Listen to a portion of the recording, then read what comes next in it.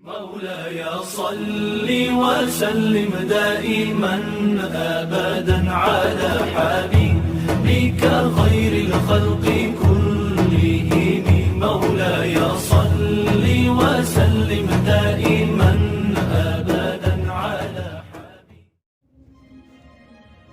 Pengarang kitab Al-Hikam yang cukup populer di negara kita ini adalah Tajuddin Abu Al-Fadil Ahmad bin Muhammad bin Abdul Karim bin Athaillah Asy-Syakandari Al-Judzami Al-Maliki Asy-Syadzili. Ia berasal dari bangsa Arab. Nenek moyangnya berasal dari Judzam, yaitu salah satu kabilah Kahlan yang berujung pada Bani Yasrib bin Qahtan. Bangsa Arab yang terkenal dengan Arab Al-Aribah. Kota Iskandariah merupakan kota kelahiran sufi besar ini. Suatu tempat di mana keluarganya tinggal dan kakeknya mengajar. Kendati pun namanya hingga kini demikian harum, namun kapan sufi agung ini dilahirkan? Tidak ada catatan yang tegas. Dengan menelisik dalam hidupnya, Dr. Taftazani bisa menengarai bahwa ia dilahirkan sekitar tahun 658 sampai 679 Hijriah. Ayahnya termasuk semasa dengan Syekh Abul Hasan Asy-Syadzili, pendiri Thariqah Asy-Syadziliyah. Sebagaimana diceritakan Ibnu Athaillah dalam kitabnya Lataiful Minan, ayahku bercerita kepadaku. Suatu ketika aku menghadap Syekh Abu Hasan Asy-Syadzili, lalu aku mendengar beliau mengatakan, "Demi Allah, kalian telah menanyai aku tentang sesuatu masalah yang tidak aku ketahui jawabannya. Lalu aku temukan jawabannya tertulis pada pena, tikar, dan dinding." Keluarga Ibnu Athaillah adalah keluarga yang terdidik dalam lingkungan agama. Kakek dari Darul Nasab ayahnya adalah seorang ulama fikih pada masanya. Tajuddin remaja sudah belajar pada ulama tingkat tinggi di Iskandaria, seperti Al-Faqih Nasiruddin Al-Mimbar Al-Judzami.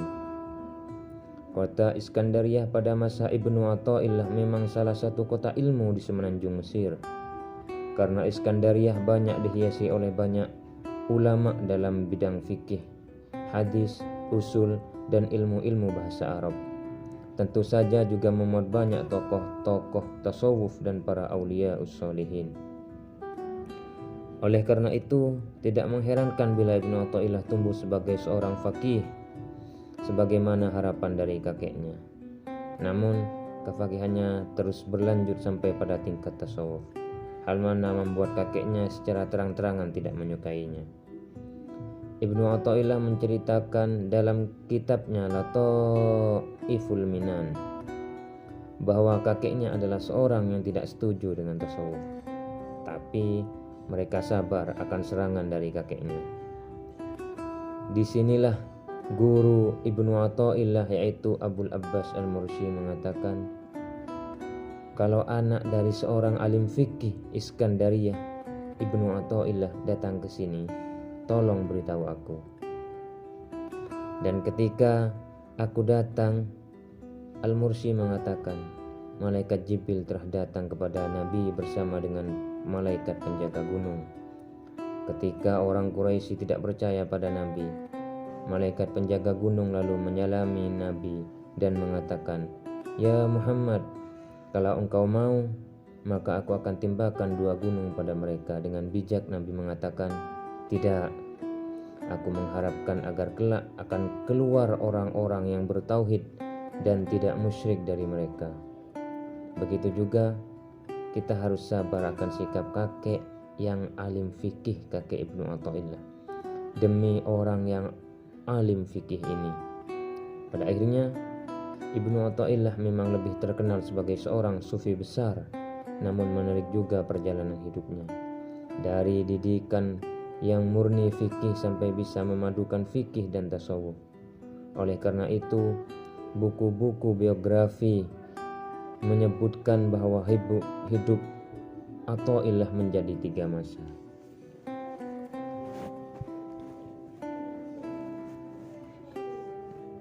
Masa ini adalah masa pertama.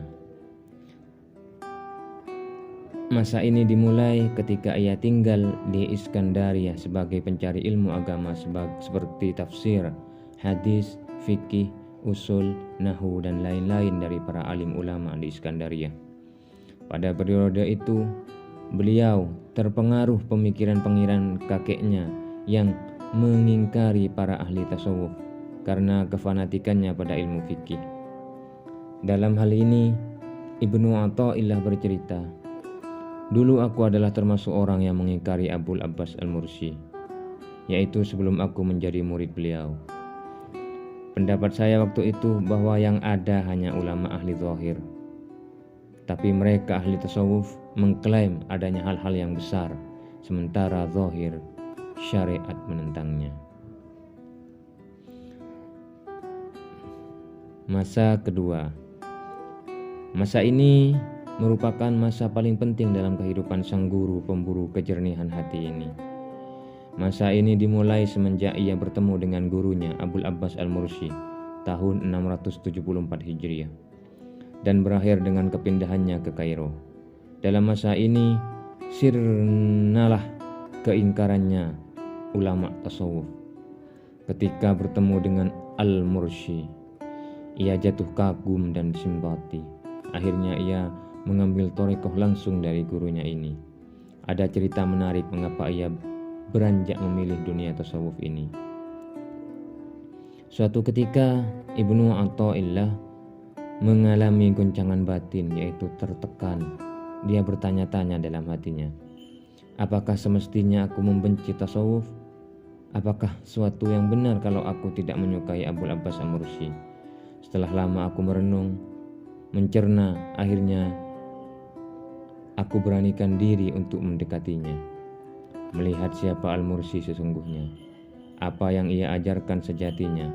Kalau memang ia orang baik dan benar, maka semuanya akan kelihatan. Kalau tidak demikian halnya, biarlah ini menjadi jalan hidupku yang tidak bisa sejalan dengan tasawuf. Lalu aku datang ke majelisnya. Aku mendengar, menyimak ceramahnya dengan tekun tentang masalah syar'i, tentang kewajiban, keutamaan dan sebagainya. Di sini jelas semua bahwa ternyata Al-Mursi yang kelak menjadi guru sejatiku ini mengambil ilmu langsung dari Tuhan, dan segala puji bagi Allah, Dia telah menghilangkan rasa bimbang yang ada dalam hatiku.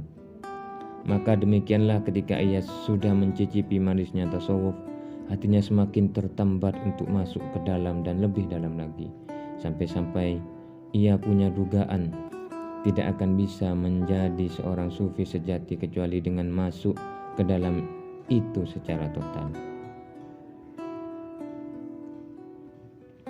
Menghabiskan seluruh waktunya untuk sang guru dan meninggalkan aktivitas lain. Namun demikian, ia tidak berani memutuskan keinginannya itu kecuali setelah mendapat izin dari sang guru Al-Mursi. Dalam hal ini, Ibnu Athaillah menceritakan, "Aku menghadap guruku Al-Mursi dan dalam hatiku ada keinginan untuk meninggalkan ilmu zahir. Belum sempat aku mengutarakan apa yang terbesit dalam hatiku ini, tiba-tiba beliau mengatakan, di kota Kauts aku mempunyai kawan namanya Ibnu Nasyi. Dulu dia adalah pengajar di Kauts dan sebagai wakil penguasa. Dia merasakan sedikit manisnya thariqah kita. Kemudian ia menghadapku dan berkata, Tuanku, apakah sebaiknya aku meninggalkan tugasku sekarang ini dan berkhidmat saja pada Tuan? Aku memandangnya sebentar, kemudian aku katakan, tidak demikian itu thariqah kita. Tetaplah dengan kedudukan yang sudah ditentukan Allah kepadamu. Apa yang menjadi garis tanganmu akan sampai padamu juga. Setelah bercerita semacam itu, yang sebetulnya adalah nasihat untuk diriku, beliau berkata, beginilah keadaan orang-orang as-siddiqin. Mereka sama sekali tidak keluar dari suatu kedudukan yang sudah ditentukan Allah, sampai Dia sendiri yang mengeluarkan mereka. Mendengar uraian panjang lebar semacam itu, aku tersadar dan tidak bisa mengucapkan sepatah kata pun. Dan alhamdulillah, Allah telah menghapus angan kebimbangan yang ada dalam hatiku. Sepertinya aku baru saja melepas pakaianku. Aku pun rela tenang dengan kedudukan yang diberikan oleh Allah. Masa ketiga. Masa ini dimulai semenjak kepindahan Ibnu Athaillah dari Iskandaria ke Kairo dan berakhir dengan kepindahannya ke Haribaan yang Maha Kuasa pada tahun 709 Hijriah. Masa ini adalah masa kematangan dan kesempurnaan Ibnu Athaillah dalam ilmu fikih dan ilmu tasawuf. Ia membedakan antara uzlah dan khalwah. Uzlah menurutnya adalah pemutusan hubungan maknawi bukan hakiki, lahir dengan makhluk, yaitu dengan cara sisilik. Orang yang uzlah selalu mengontrol dirinya dan menjaganya dari perdaya dunia. Ketika seorang sufi sudah mantap dengan uzlahnya dan nyaman dengan kesendiriannya, ia memasuki tahapan khalwah. Dan khalwah dipahami dengan suatu cara menuju rahasia Tuhan. Khalwah adalah perendahan diri di hadapan Allah dan pemutusan hubungan dengan selain Allah. Menurut Ibnu Athaillah, ruangan yang bagus untuk berkhalwah adalah yang tingginya setinggi orang yang berkhalwah tersebut, panjangnya sepanjang ia sujud, luasnya seluas tempat duduknya. Ruangan itu tidak ada lubang untuk masuknya cahaya matahari, jauh dari keramaian, pintunya rapat dan tidak ada dalam rumah yang banyak penghuninya. Ibnu Athaillah sepeninggal gurunya Abu Albas Al-Mursi tahun 686 Hijriah menjadi penggantinya dalam mengembangkan Thariqah Sadiliyah. Tugas ini ia emban di samping tugas mengajar di kota Iskandaria. Maka ketika pindah ke Kairo, ia bertugas mengajar dan ceramah di Masjid Al-Azhar. Ibnu Hajar berkata, Ibnu Athaillah berceramah di Al-Azhar dengan tema yang menenangkan hati dan memadukan perkataan-perkataan orang kebanyakan dengan riwayat-riwayat dari salafus soleh, juga berbagai macam ilmu. Maka tidak heran kalau pengikutnya berjubel dan beliau menjadi simbol kebaikan. Hal senada diucapkan oleh Ibnu Tagri Baradi. Ibnu Athaillah adalah orang yang soleh, berbicara di atas kursi Azhar dan dihadiri oleh hadirin yang banyak sekali. Ceramahnya sangat mengena dalam hati. Dia mempunyai pengetahuan yang dalam akan perkataan ahli hakikat dan orang-orang ahli thariqat. Termasuk tempat mengajar beliau adalah Madrasah Al-Mansuriyah di Hai As-Sokoh. Beliau mempunyai banyak anak didik yang menjadi seorang ahli fikih dan tasawuf, seperti Imam Taqiyuddin Al-Subki, Ayah Tajuddin As-Subki, pengarang kitab Tabaqah As-Salafiyah Al-Kubra. Sebagai seorang sufi yang alim, Ibnu Athaillah meninggalkan banyak karangan sebanyak 22 kitab lebih, mulai dari sastra, tasawuf, fikih, nahwu, mantiq, falsafah sampai khitabah. Karamah Ibnu Athaillah. Al-Munawi dalam kitabnya Al-Kawakib Ad-Durriyah mengatakan, Syekh Kamal Ibnu Humam ketika ziarah ke makam wali besar ini membaca surat Hud sampai pada ayat yang artinya di antara mereka ada yang celaka dan bahagia. Tiba-tiba terdengar suara dari dalam liang kubur Ibnu Athaillah dengan keras, "Wahai Kamal, tidak ada di antara kita yang celaka." Demi menyaksikan karamah agung seperti ini, Ibnu Humam berwasiat supaya dimakamkan dekat dengan Ibnu Athaillah ketika meninggal kelak. Di antara karamah pengarang kitab Al-Hikam adalah suatu ketika salah satu murid beliau berangkat haji Di sana si murid itu melihat Ibnu Athaillah sedang tawaf. Dia juga melihat sang guru ada di belakang makam Ibrahim di masa dan Arafah. Ketika pulang, dia bertanya pada teman-temannya, apakah sang guru pergi haji atau tidak? Si murid langsung terperanjat ketika mendengar teman-temannya menjawab tidak. Kurang puas dengan jawaban mereka, dia menghadap sang guru. Kemudian pembimbing spiritual itu bertanya, siapa saja yang kamu temui? Lalu si murid menjawab, Tuanku, saya melihat Tuanku di sana. Dengan tersenyum, Al-Arif Billah ini menerangkan, orang besar itu bisa memenuhi dunia. Seandainya saja wali kutub dipanggil dari liang tanah, dia pasti menjawabnya. Ibnu Athaillah wafat pada tahun 709 Hijriah. Adalah tahun kemalangan dunia maya ini. Karena tahun tersebut wali besar yang tetap abadi namanya dan kebaikannya ini harus beralih ke alam barzakh, lebih mendekat pada Sang Pencipta. Namun demikian, Madrasah Al-Mansuriyah cukup beruntung karena disitulah jasad mulianya berpisah dengan sang nyawa. Ribuan pelayat dari Kairo dan sekitarnya mengiringi kekasih Allah ini untuk dimakamkan di pemakaman Al-Qarrafah Al-Kubra. Demikianlah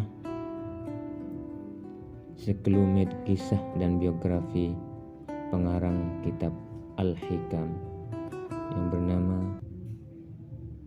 Syekh Ibnu Athaillah Asy-Syakandari. Semoga bermanfaat. Dari kami, wassalamualaikum warahmatullahi taala wabarakatuh.